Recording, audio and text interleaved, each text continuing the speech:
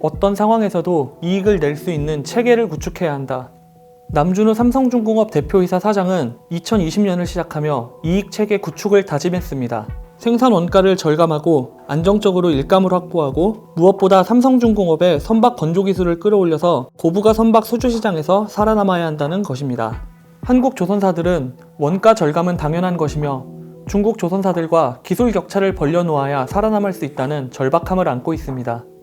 중국 조선사들이 저렴한 인건비와 정부의 강력한 금융 지원을 등에 업고 저부가 가치 선박 시장에서부터 한국 조선사들을 밀어내고 있기 때문입니다.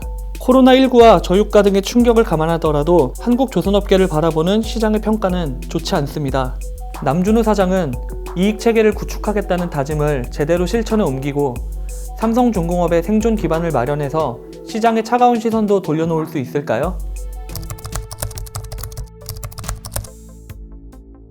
남준우 사장은 삼성중공업이 고부가 친환경 선박 시장에서 기술적 경쟁력을 보유할 수 있도록 연구개발에 공을 들이고 있습니다. 삼성중공업은 영국 선급으로부터 LNG 추진 초대형 원유 운반선의 설계 기본 승인을 받았습니다. LNG 연료 공급 시스템인 SPU가스와 스마트 선박 솔루션 S베슬 등 기술적 솔루션을 독자 개발하기도 했습니다. 남준우 사장의 기술 강화 노력은 삼성중공업이 세계 최초로 LNG 추진 초대형 원유 운반선을 수주하면서 신시장을 개척하는 쾌거로 돌아왔습니다. LNG는 선박 연료 황산화물 규제와 관련해 가장 완벽한 대안으로 꼽히는 연료입니다. 독자적 LNG 기술을 더욱 강화하기 위해 거제조선소에 LNG 실증 설비도 짓고 있습니다. 남준우 사장은 좀 더 먼 미래도 내다봅니다. 글로벌 선박 시장의 선박 탈탄소화 기조에 발맞춰 탈탄소를 넘어 무탄소 선박의 연구 개발에도 힘을 쏟고 있습니다. 남준우 사장은 2018년부터 삼성중공업을 이끌며 생산 원가를 줄이는 데 공을 들이고 있습니다. 전임 대표였던 박대영 사장이 조선소 운영을 잘 아는 후임자로 당시 조선소장이었던 남준우 사장을 추천했는데요. 삼성중공업이 3년 연속으로 적자를 내던 상황에서 원가 절감을 통한 수익성 개선의 길이 조선소를 효율적으로 운영하는 데 있다고 판단했기 때문입니다. 남준우 사장은 고정비를 줄이는 작업부터 시작했습니다. 삼성중공업의 임원을 30% 감원하고 3년치 임금 및 단체협약 교섭에서 임금 동결을 이끌어냈습니다.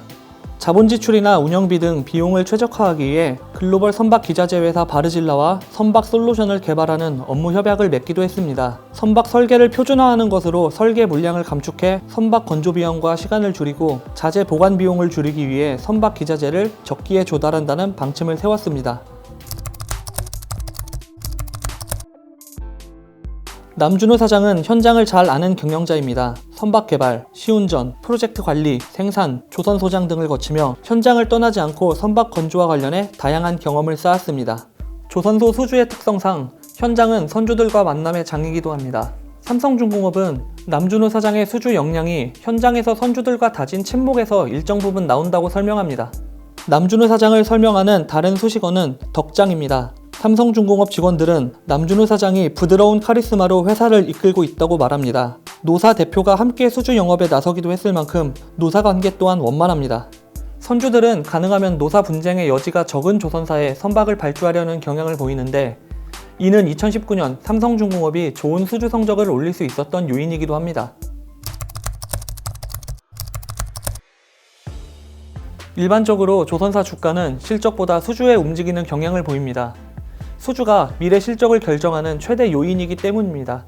남준우 사장이 취임하던 2018년 1월 26일 삼성중공업의 시가총액은 3조 6,972억 원이었습니다. 초대형 컨테이너선 6척의 수주 소식이 전해졌던 2019년 9월 16일에는 삼성중공업 시가총액이 5조 3,109억 원에 달했습니다. 그러나 2019년 잠정 실적이 발표된 뒤 삼성중공업의 시가총액은 3조 7,170억 원까지 떨어지기도 했습니다. 2019년 6,166억 원의 적자를 냈고 절반 이상을 재고 드릴십 관련 충당금과 같은 장부상의 마이너스로 채웠습니다. 남준우 사장은 드릴십의 매각처를 꾸준히 찾는 한편 드릴십을 담보로 유동성을 확보하고 유럽 시추회사와 용선 계약을 추진하는 등 다방면으로 노력하고 있습니다. 남준우 사장이 해묵은 드릴십 문제를 해결할 수 있다면 시장은 삼성중공업에 다시 호의적 시선을 보낼 것으로 전망됩니다.